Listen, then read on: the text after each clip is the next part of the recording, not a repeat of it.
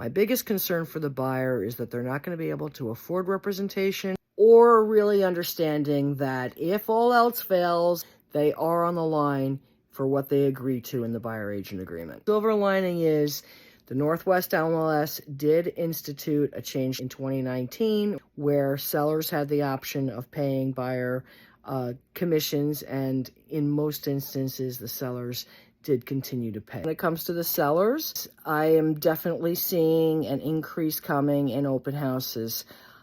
I am not a cheerleader of public open houses. Broker open houses, yes. Public open houses, no. I believe the public open houses are a safety risk to realtors as well as the home.